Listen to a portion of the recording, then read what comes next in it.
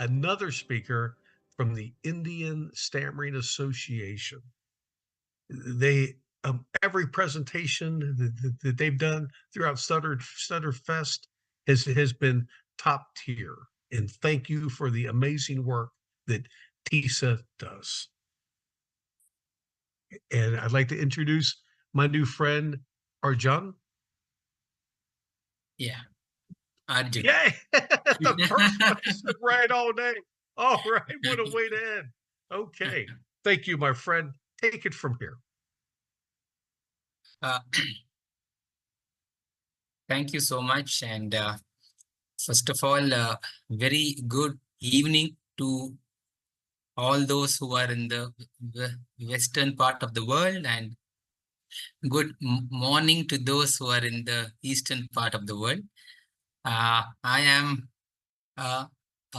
Arjun, and I am from Bangalore in India.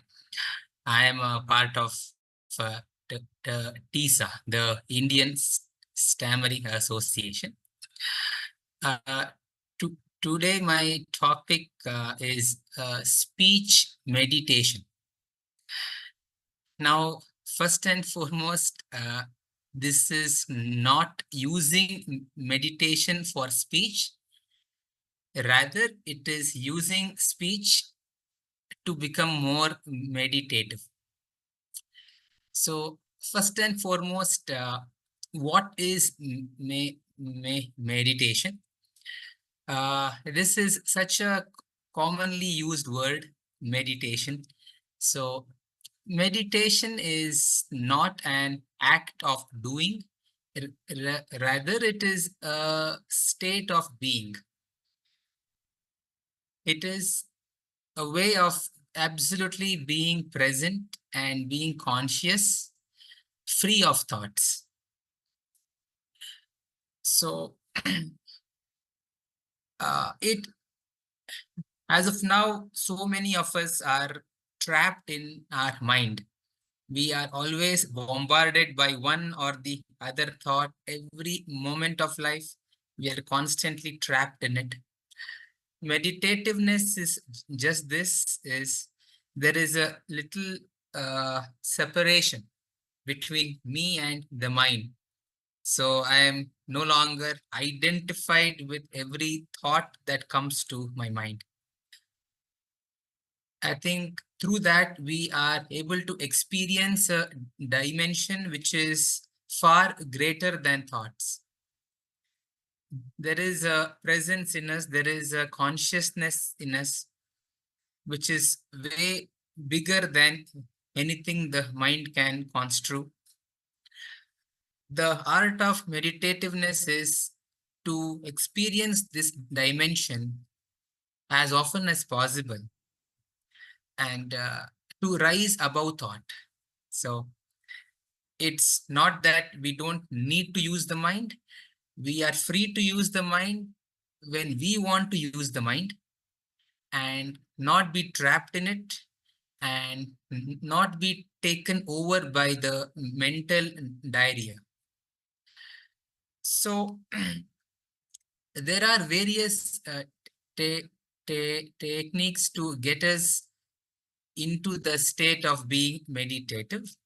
There is breath meditation, which is bringing in all our attention into the breath as we breathe. And one more is called chanting meditation, where you focus on one particular chant or a mantra. One more is idol worship, where you focus on one deity. There is sadhana, which is a way of spiritual practice. Now, whatever be the technique, there is a saying in Sanskrit which says, Nishkala Tattvam Jivan Mukti, which means unwavering attention is the path for self-realization. And the object of attention is not as important as the attention itself.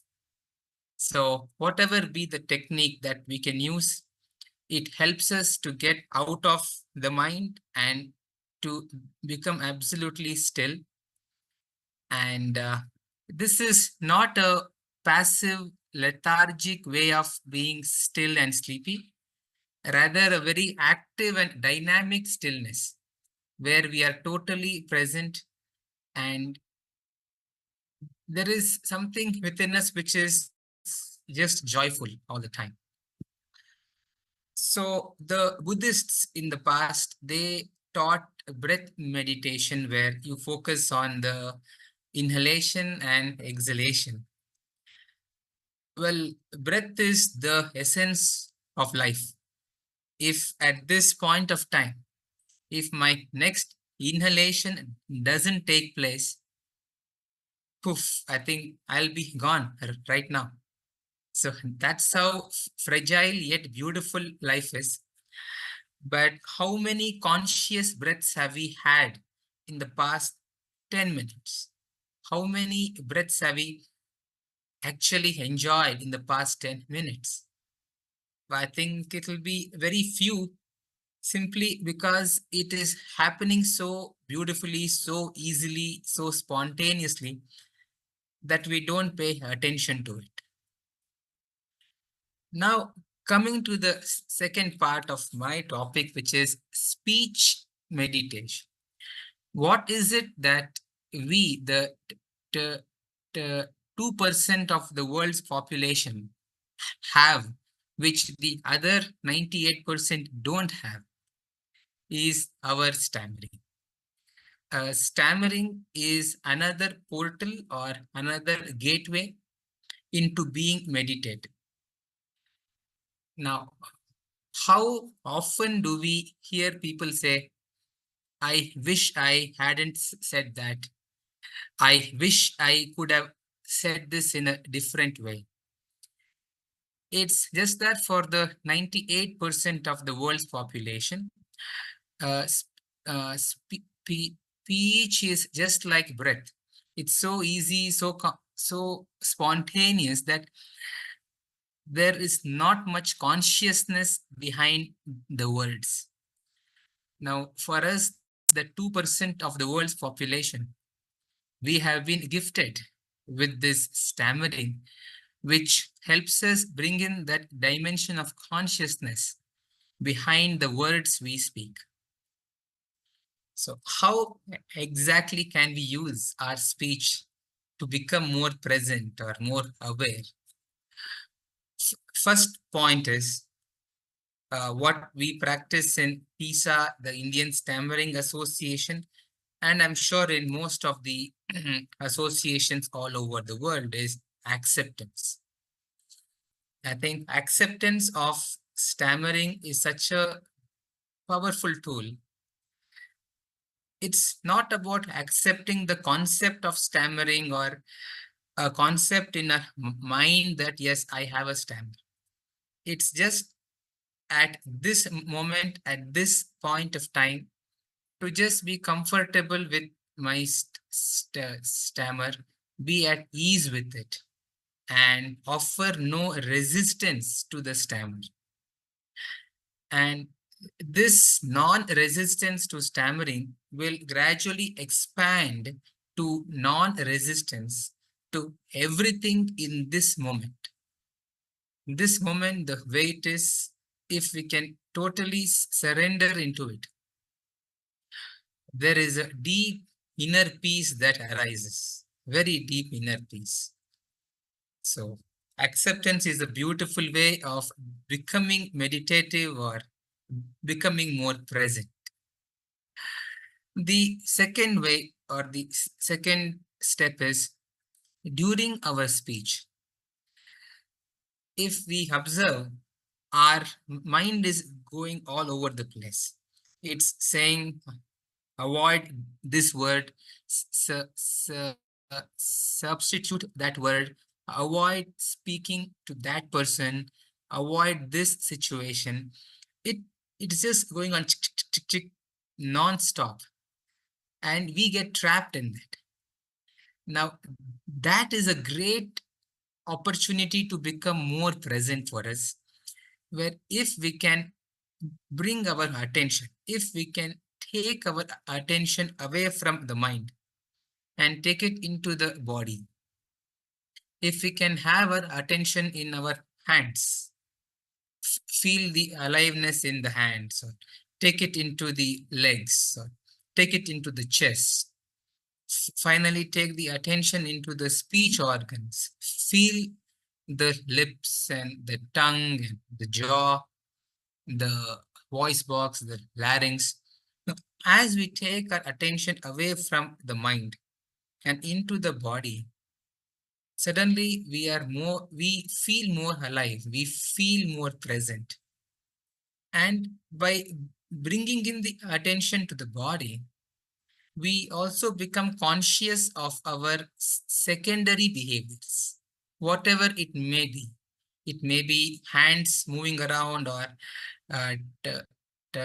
tapping our feet, closing our eyes, our facial expressions. All these are happening in the background because we are trapped here and we are unaware of what is going on in the body. So if we can bring our attention to the body, it helps us become more present and in turn gradually dissolve the secondary behaviors. And the third thing is when we try to use a technique. Now, instead of trying to see a technique as a tool to becoming fluent, I think we can see it as a tool to becoming more present. Because if I have to use a technique, I have to be aware. If I am trapped in the mind, in the fear or the feeling of shame, guilt, running away, avoidance behavior or substitutions, I am never truly present. And it's not possible to use a technique when we are not present. So the usage of a technique, whatever the technique may be, ensures that we are absolutely present at that point of time. So techniques, I think, help us become more aware. That is one of the beautiful benefits of using a technique. And the fourth point that I would like to come to is my personal favorite, which is a block. The moment we get into a block, that's when the entire mental gymnastics starts, isn't it? We immediately jump into the memory vault, the vault of our language, and try to find a substitute word, be it in any other language. It doesn't matter. We just jump in, try to find a word, and try to force the word out. We try to put the word out, and we are all over the place. We are all over the place. Now, a block is also a fantastic opportunity for us to become more present. The moment we enter a block, I think it's a great practice for us to just observe what's going on in the mind at that point of time, what's going on in the body, especially the speech organs.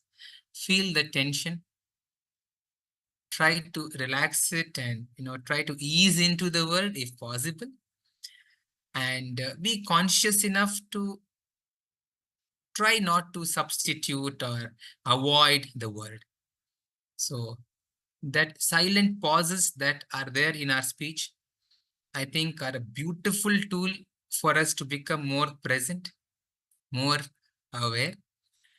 And similarly, those silent pauses not only bring about a shift in our consciousness, it also helps the listeners to become more conscious. I think the break in our speech, the pauses, help everyone around us as well to become more meditative. So just to conclude, I would like to say that stammering is a conditioning of the mind. it may not be just this lifetime, it may be a few lifetimes of conditioning. So for us to override that conditioning or that compulsive behavior that we have got into, we have to become more aware of it. We cannot fight it. We cannot beat it out. We just have to throw the light of consciousness on it. And we can use our stammering to become more and more and more present. And as we become more and more present, I think gradually the conditioning of the mind will dissolve. The mindset, that is the mindset of shame and fear and guilt, inferiority complex, fear of being judged, all that will gradually dissolve and dissipate. And as our patterns dissolve, as we become more conscious, naturally, as a consequence, I think our physical speech also will get a lot easier. Some amount of residual stammer might remain, but I don't think that is of prime importance. As we start to become more present and also start enjoying communication, I think stammering will take a back seat in our life. So this is our opportunity, stammering, to transcend speech and to become more present. So I would like to conclude with this question to you all is, do we all still see stammering as a curse in our life, or do we see it as a gift to achieve the single most important thing in our life, which is to become more present and more conscious? Thank you all. Thank you so much.